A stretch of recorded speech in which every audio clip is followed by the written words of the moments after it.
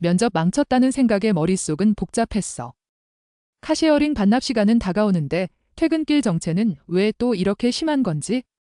진짜 식은땀이 줄줄 흐르더라. 겨우겨우 약속 장소에 도착해서 차 문을 여는데 세상에, 차 문을 열자마자 다음 예약자랑 눈이 마주친 거야. 난 당연히 급하게 죄송하다고 고개 숙였지. 근데 그 사람 표정이 너무 묘한 거야. 마치 날 처음 본 사람 같지 않았어. 우리 주인공, 김민준 씨 중요한 면접을 겨우 마쳤어요. 땀은 비 오듯 흐르고 머릿속은 온통 면접 질문과 대답으로 뒤죽박죽이었죠. 그런데 이때 충격적인 현실이 그를 기다리고 있었으니 바로 카쉐어링 반납 시간. 교통체증은 야속하게도 그의 발목을 잡았고 시계 초침은 마치 세상에서 가장 빠른 속도로 움직이는 것 같았어요. 겨우 약속 장소에 도착한 민준 씨는 허겁지겁 차 문을 열고 내렸죠. 빅빅. 잠금 소리도 제대로 안 들리는 것 같았어요.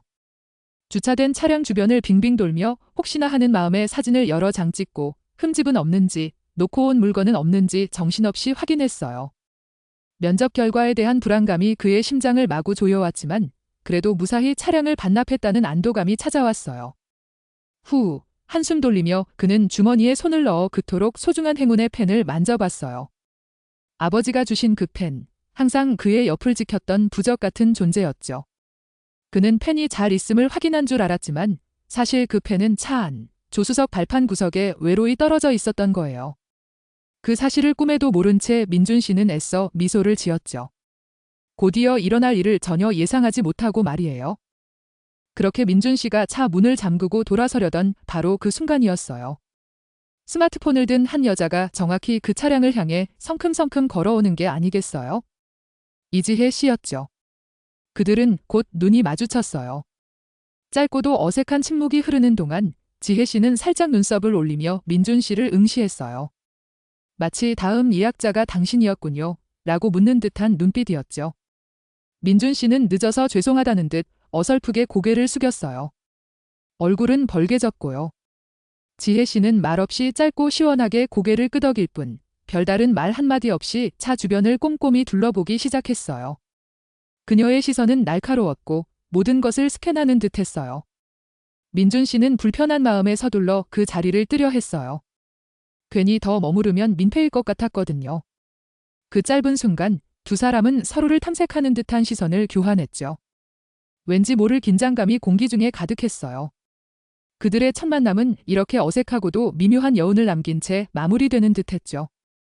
하지만 이것이 전부가 아니었으니 놀라운 일은 이제부터 시작되는 거였어요. 지하철에 몸을 실은 민준 씨는 간신히 숨을 고르며 면접 후기를 정리하려 했어요. 핸드폰에 메모를 하려는데 아차, 필기가 필요한 순간이 된 거죠.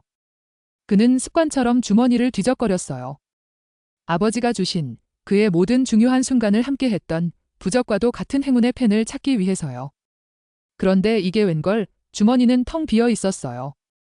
아무리 뒤져도 펜은 없었죠. 그 순간 민준 씨는 온몸에 피가 식는 듯한 패닉에 빠졌어요. 맙서사, 행운의 펜이 사라졌다니. 그는 당장이라도 차를 두고 온 곳으로 되돌아가고 싶었지만 이미 지하철은 먼 길을 달려가고 있었어요.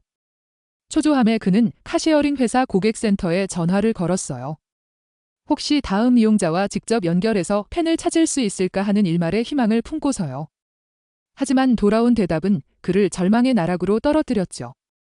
고객님의 개인정보 보호를 위해 다음 이용자와 직접 연결은 어렵습니다. 라는 기계적인 답변뿐이었어요. 민준 씨의 희망은 산산조각 났죠. 펜이 없으면 이번 면접 결과도 좋지 않을 것 같고 모든 일이 꼬일 것만 같은 불길한 예감이 그의 마음을 무섭게 덮쳤어요. 그는 정말이지 절망적이었어요. 이대로 그의 행운은 끝나는 걸까요? 한편 지혜 씨는 민준 씨가 반납했던 그 카쉐어링 차량을 몰고 목적지로 향하고 있었어요. 그녀의 표정은 사뭇 진지했죠.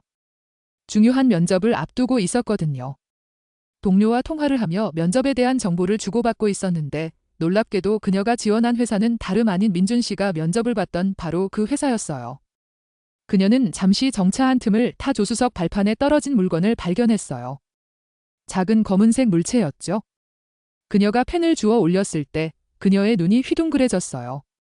펜에는 잼J라는 이니셜이 세련되게 새겨져 있었고 그 특별한 디자인은 꽤나 값비싸 보였거든요. 그녀는 그 펜을 가만히 손에 들고 창밖으로 시선을 던졌어요. 창밖에는 그녀가 방금 통화했던 그 면접회사의 건물이 우뚝 솟아 있었죠. 경쟁자일 수도 있는 사람이 차에 놓고 간 행운의 펜을 우연히 발견한 상황. 지혜 씨의 마음속에서는 복잡한 고민이 휘몰아치기 시작했어요. 이 펜을 돌려줘야 할까? 아니면 모른 척해야 할까? 어쩌면 이 펜이 그녀의 행운이 될 수도 있지 않을까? 운명의 장난 같은 상황에서 그녀는 깊은 생각에 잠겼어요. 과연 그녀는 어떤 선택을 할까요? 충격적인 순간이 아닐 수 없었어요. 민준 씨는 지푸라기라도 잡는 심정으로 면접 회사 건물로 다시 향했어요. 혹시나 하는 신락 같은 희망 때문이었죠. 로비에 도착했을 때 그의 눈에 들어온 건 초조하게 서성이는 지혜 씨의 모습이었어요.